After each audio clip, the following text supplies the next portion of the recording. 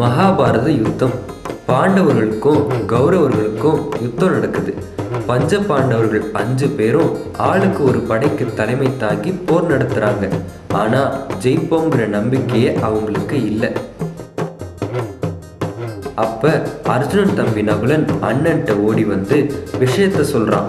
இந்த யுத்தத்துல ஜெயிக்கணும்னா யாராவது ஒருத்தரை களபலி கொடுத்தா தான் முடியும்.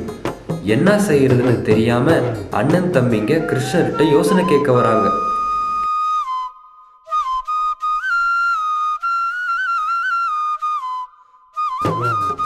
அவங்க இருக்கிற நிலைமைய பார்த்து பரிதாபப்பட்ட கிருஷ்ணரு நானே களபலி ஆகிறேன்னு சொல்றாரு.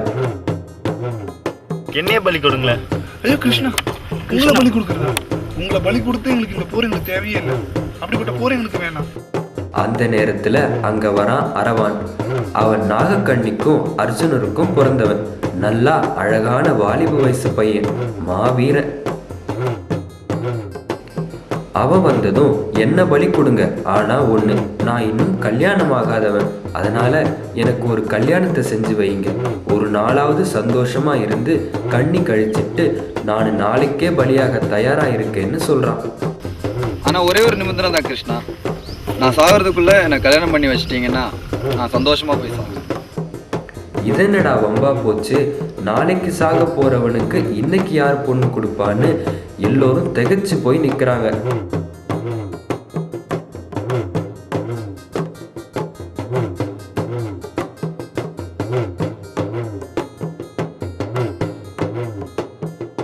அப்ப கிருஷ்ணரு, சரி இவனுக்கு பொண்ணு கிடைக்கிறது கஷ்டம், அதனால நானே மோகினியா அவதாரம் எடுத்து அரவான கல்யாணம் செஞ்சுக்கிறேன்னு சொல்றாரு. சொன்னபடியே ஒரு அழகான மோகினியா மாறுறாரு கிருஷ்ணரு. அந்த இடத்திலேயே கல்யாணமும் நடக்குது. அன்னைக்கு ராத்திரி முழுக்க அரவான் தன் பொண்டாட்டியோட சந்தோஷமா இருக்கான்.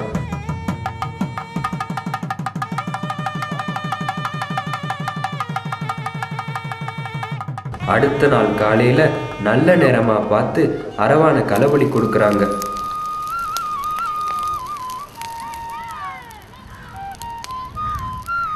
பதினெட்டு நாளா நடந்த யுத்தம் ஒரு வழியா முடிவுக்கு வருது.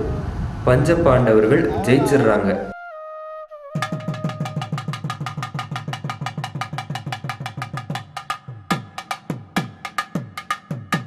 அந்த அரவான் ஞாபகமாத்தான் அரவாணிகள் நாங்க முந்தின நாள் கூத்தாண்டவருக்கு, அதாவது அரவாணனுக்கு தாலி கட்டி சந்தோஷமா இருந்துட்டு மறுநாள் தாலி எடுத்து துக்கம் கொண்டாடுறோம்.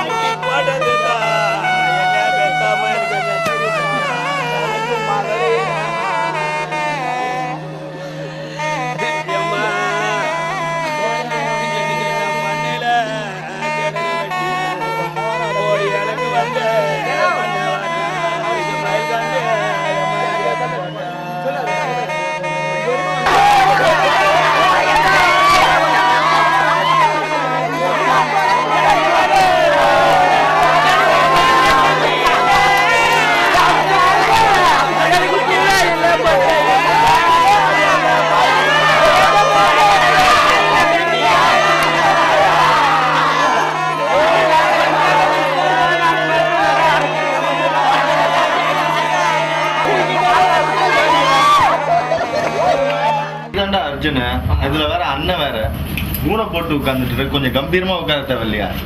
பாரு, தம்பி நகுலனே அவ்வளவு கம்பீரமா உட்கார்ந்துருக்கான். ஏய், அது சோகமான சீன்ரா. என்னடா, பஞ்ச பாண்டவர்கள்னா 5 பேரு, இங்க 2 பேர் தானடா இருக்கும். மிச்சம் 3 பேர் எங்க போனாங்க? அவங்க 3 பேரு ஒவ்வொரு இடத்துல சண்டை போட்டு இருக்காங்க. நீங்களே போர்க்களத்துல தான் இருக்கிறீங்க, அப்புறம் எப்படி 5 பேரும் ஒன்னா இருக்க முடியும்? கல்யாணம் நடக்கிற இடமா இது? காட்டுல போய் கல்யாணம் நடக்கிற சீன் எடுத்து வச்சுட்டு இருக்கோம். காட்டில் தான் கல்யாணம் வைக்க முடியும். பின் எங்கே வைக்க முடியும்? நம்ம எங்கே இருந்தோம்? ஃபர்ஸ்ட்டு போர்க்களத்தில் இருந்தோம். போர்க்களத்துலேருந்து திடீர்னு கொண்டு போய் உனக்கு கல்யாணத்துக்கு அரண்மனையில் வைக்க முடியும்? காட்டில் தான் வச்சாகணும். சரி, அப்படியே வச்சுக்கோ. அப்ப பூஜாரி எங்க இருந்து வந்தாரு? டேய், அது பூசாரி கிடையாதுடா, அது ஒரு சித்தர். எல்லா மலையிலையும் சித்தர்கள் இருப்பாங்க, புரியுதா? அதே மாதிரி நம்ம இருந்தபோது அந்த மலையில் சித்தர் இருந்தார். சித்தர் இல்லைனா கூட அதுக்கு கல்யாணம் நடந்திருக்கும். தற்செயலா சித்தர் வந்தாரு, கல்யாணம் நடந்துச்சு, அவ்வளவுதான். என்ன பலி கொடுக்குற சீனை இன்னும் கொஞ்சம் நல்லா எடுத்துருந்துருக்கலாம்.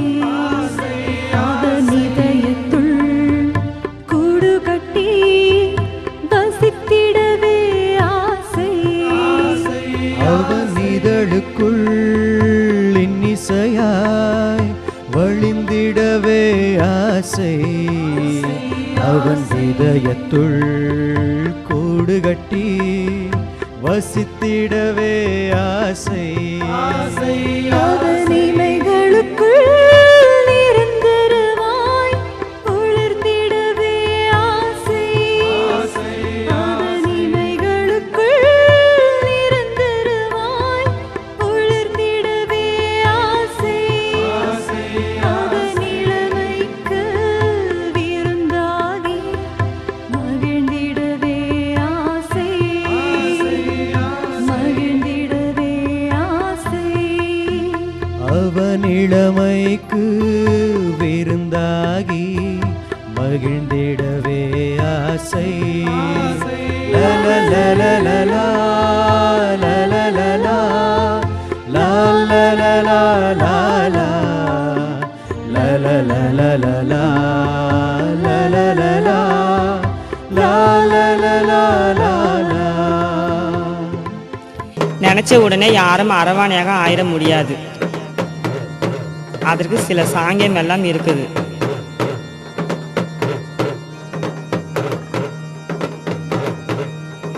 முதல்ல அந்த பையனை மூத்த அரவாணியிடம் ஒருவிடம் தத்து கொடுக்க வேண்டும். பிறகு அந்த பையனை அரவாணிகளுடன் கொஞ்ச நாள் வாழணும். அவனுடைய பழக்கம் வழக்கம் எல்லாத்தையும் பார்த்து திருப்தியான பிறகுதான் சரி இவனுக்கு ஆப்ரேஷன் செய்யலாம் என்று முடிவு செய்வாங்க. அதற்கு பிறகுதான் ஆப்ரேஷன் பண்ண தாயம்மா என்கிற அம்மாயிடம் கூட்டிட்டு போவோம். அங்க போய் சில சாங்கியம் எல்லாம் செய்யணும்.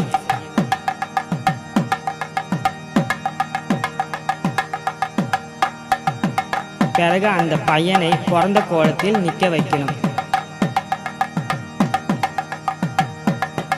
மேலே ஒரு கட்டை இருக்கும், அதை பிடிச்சுக்கிட்டு நிற்கணும்.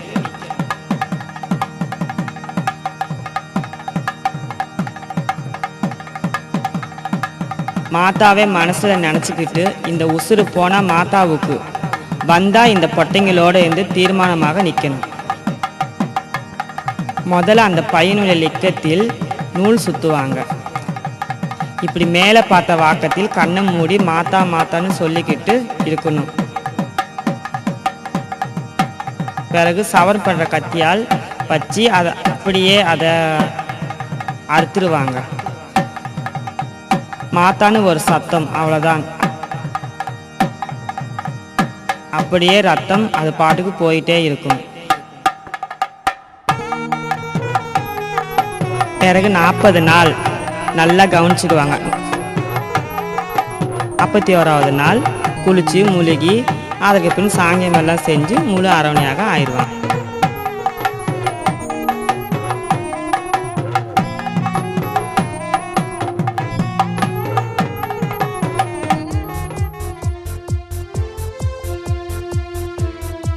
கல்லூரி பள்ளி அப்படிங்கிற பொழுது அவங்களுக்கு முதல் தேவை ஒரு வருடனான ஒரு ஆறுதல். மாற்ற முயற்சிக்கிறது வந்து விபரீதமான முயற்சி, மாற்றவே முடியாது.